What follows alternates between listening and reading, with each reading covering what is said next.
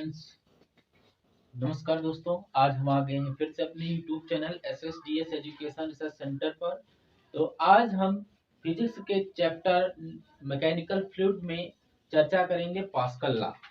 What is pascal law? Pascal law जो है बहुत इम्पोर्टेंट है और बहुत ज़्यादा पूछा जाता है, तो इसी के बारे में आज हम बताएंगे पास्कल लॉ। देखिए, पास्कल लॉ इन्होंने बताया था कि अगर कोई कंटेनर है, कोई पदार्थ है जिसमें जल भरा हुआ है या कोई द्रव्य भरा है, लिक्विड है, उसमें अगर कोई बॉडी डाली जाती है तो बॉडी के कोनों या बॉडी में जो प्रेशर लगेगा वो बराबर होगा। इन्होंने यह बताया था। अब डिफिनीशन के तौर पर आइए लिखते हैं, जानकारी लेते हैं कैसे क्या होता है। तो हेडिंग लगाओ पास्कल लॉ, सभी लोग लिखते रहिएगा। चलिए हेडिंग लगाते हैं पास्कल लॉ। पास्कल लॉ होता क्या है ये जानते हैं। डिफिनीशन आती है इस नियम के अनुसार, सबसे पहले डालते हैं इस नियम के अनुसार, इस नियम के अनुसार, इस नियम के अनुसार, सभी लोग लिखते रहिएगा। इस नियम के अनुसार ग्रेविटी के प्रभाव को माने या ना माने, ग्रेविटी के प्रभाव को, ग्रेविटी मतलब गुरुत्वाकर्षण, जो हमारी पृथ्वी पर बल लगता है, जिनके बारे में न्यूटन ने बताया था, उसके प्रभाव को माने या ना माने। ग्रेविटी उसका मतलब जानिए, ग्रेविटी के प्रभाव को माने या ना माने, ग्रेविटी के प्रभाव को माने या ना माने।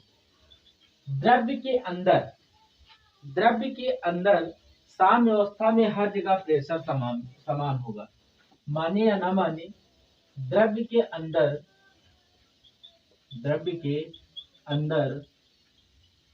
साम्य अवस्था एक ऐसी पोजीशन जहां पर लिक्विड का पोजीशन चेंज नहीं होती है, उसको अभी हम एग्जांपल के थ्रू आपको बताएंगे।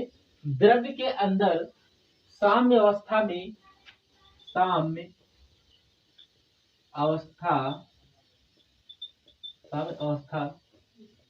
में प्रेशर हर जगह समान रहता है।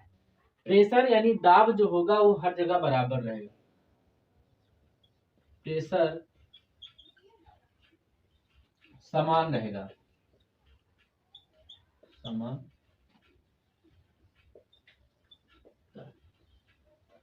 आइए देखते हैं।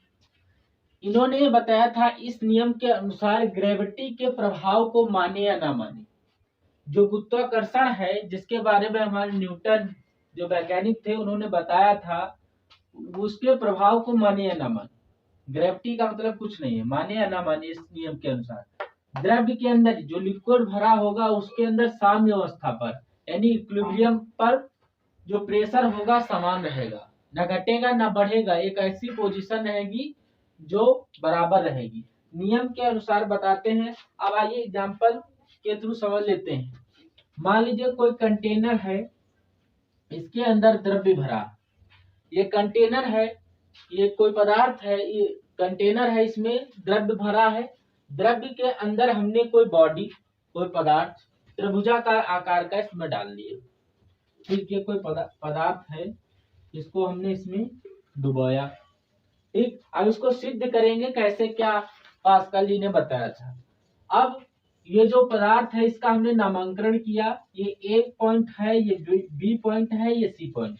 ठीक, अब ए पॉइंट पर जो फोर्स लगेगा, यानी जब बॉडी जो डुबाई जाएगी तो इसमें फोर्स लगेगा, ये हमारा होगा F1। कितना होगा? F1। यहाँ पर हो जाएगा F2 और यहाँ पर जो फोर्स लगेगा F3 का लगेगा, क्योंकि F3 एरिया जो होगी ये हमारी A1 हो जाएगी, ये A2 हो जाएगी, A3 हो जाएगी। बस इतनी कंडीशन बताई थी पास्कल लॉ ने। इन्होंने यह बताया था कि कोई कंटेनर में हमने त्रिभुजाकार बॉडी को डुबाया और उसमें प्रेशर जो होगा हर जगह कोनों में, हर जगह प्रेशर इसका दाब जो होगी वो समान रहेगी, इस बारे में बताया था। अब जानकारी ले लेते हैं, लिख लेते हैं कुछ इसके। माना एक त्रिभुजाकार बॉडी हमने द्रव्य के अंदर डूबी, इतना लिखते हैं। माना, यहाँ पर लिखते हैं माना कोई एक त्रिभुजाकार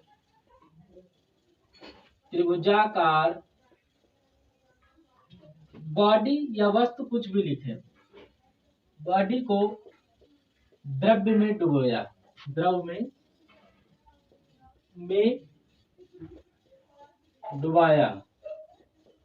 ठीक, माना कोई एक त्रिभुजाकार बॉडी को द्रव्य में हमने डुबा दिया। ठीक, हमें सिद्ध क्या करना है इसमें कि प्रेशर हर जगह समान रहेगा भाई। तो हमें यहाँ पर लिखते हैं डुबाया, हमें सिद्ध करना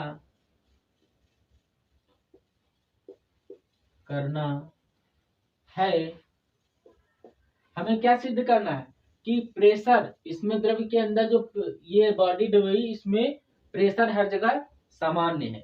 ठीक, जो दाब है सिद्ध करना है कि इसके प्रत्येक सिरे पर, कि इसके प्रत्येक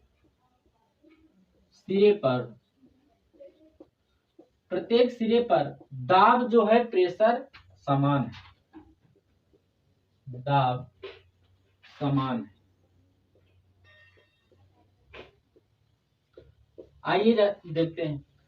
अब जब दाब समान है, आइए इसको हम खोल के लिख लेते हैं, यानी इसको बाहर निकाल कर बनाते हैं। ये इस तरीके से कुछ है। ठीक, इसको डॉट डॉट करके इधर बना लेते हैं। ये मान लीजिए F3, ये यहाँ पर F2, यहाँ पर जो कोण है वो थीटा का बनेगा, F3 हो जाएगा cos थीटा, ये F3 sin थीटा। ठीक, अब ये यहाँ पर होगा cos थीटा। आइए ये है इसमें हमने, अब बात करेंगे इक्विलिब्रियम पर होगी, यानी साम्य अवस्था में प्रेशर समान होगा। तब क्या होगा, जब लिक्विड साम्य अवस्था में हो, यहाँ पर लिखते हैं जब लिक्विड साम्य अवस्था में हो, साम्य अवस्था में हो। ठीक, जब लिक्विड साम्य अवस्था में होगा तो क्या होगा, अब F1 is equal to F3 sine theta लिख सकते हैं।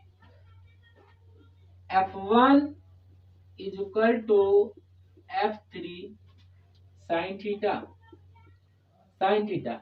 ये कंडीशन हमारी पहली हो गई, F1 is equal to F3 sine theta. अब दूसरी कंडीशन में क्या आते हैं, F2 is equal to F3 cos theta, F2 is equal to F3 cos theta.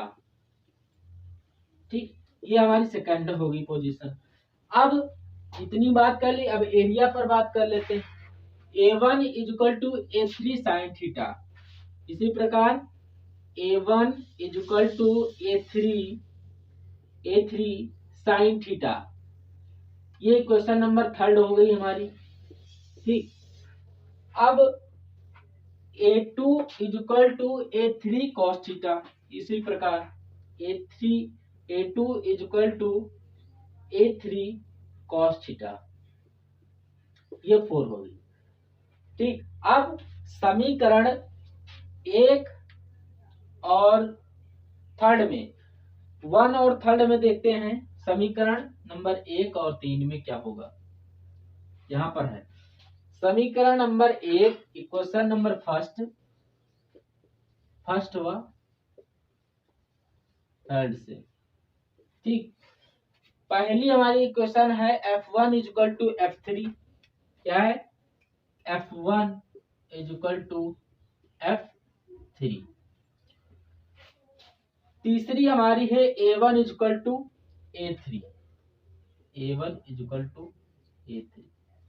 अब प्रेशर की बात आई तो जब F1 इक्वल टू F3 हो गया, A1 इक्वल टू A3 हो गया, तो मान लेते हैं यहाँ पर P1 है P3, तो P1 इक्वल टू प्रेशर यानी P1 इक्वल टू P3। ठीक, अब समीकरण नंबर सेकंड और फोर्थ में आ जाते हैं। इक्वेशन नंबर सेकंड व फोर्थ में दो।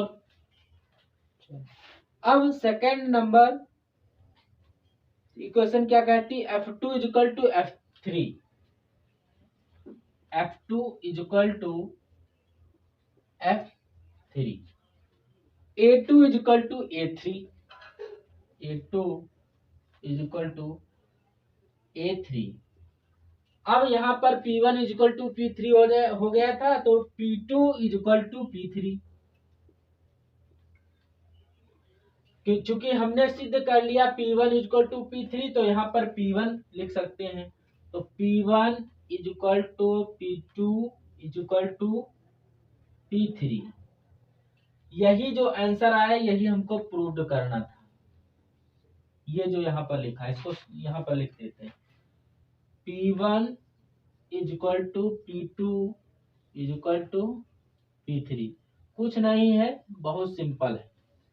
पास्कल जी ने यही बताया था, इसीलिए इनका नाम पास्कल पड़ा। पास्कल लॉ के अनुसार ग्रेविटी के प्रभाव को माने या ना माने, साम्य अवस्था में प्रेशर सामान्य होता है। ये हमारा कंटेनर था, इसमें द्रव्य भरा था और ये कोई पदार्थ हमने त्रिभुजाकार आकार का इसमें डुबाया। अब इस पदार्थ का नाम A B C हमने किया। अब इस साइड में F1 फोर्स लग रहा है, नीचे से F2 फोर्स लग रहा है और इधर से F3 फोर्स लगा। तो एरिया A1 A2 ये इसका हमने नामांकन किया। फिर जो जो हमने यहाँ पर बनाया उसका संदर्भ में हमें इसको दर्शाया। क्या दर्शाया? माना कोई एक त्रिभुजाकार बॉडी को द्रव्य में डुबाया, हमें सिद्ध करना है कि इसके प्रत्येक सिरे पर प्रेशर या दाब सामान्य है। ये जो फिगर था इसको हमने यहाँ पर बना दिया खोल के, और इसमें ये एंगल वगैरह सब देखा। जब लिक्विड साम्य अवस्था में हो, साम्य अवस्था की पोजीशन वह पोजीशन होती है, यहाँ पर देख लेते हैं, छोटा सा बनाते हैं। ये कोई सिस्टम है या कोई कंटेनर है, इसमें इसके 3 पार्ट है। मान लीजिए फोर्स की बात कर दे, यहाँ पर F1 फोर्स लगा, यहाँ पर F2 फोर्स लगा, यहाँ पर F3 फोर्स लगा। अब आयनिक साम्य यानी साम्य अवस्था की जो बात होती है वो ये होती है कि F1 इक्विलिब्रियम कांस्टेंट अगर रहेगा F2 के इस प्रकार, और F1 F3 के रहेगा इस प्रकार से, तो एक ऐसी पोजीशन आएगी कि F2 F3 के भी इक्विलिब्रियम कांस्टेंट हो जाएगी। ये ऐसी भी कंडीशन आती है, इसी को बोलते हैं हम इक्विलिब्रियम यानी साम्य अवस्था। तो वही पोजीशन आई, तो हमने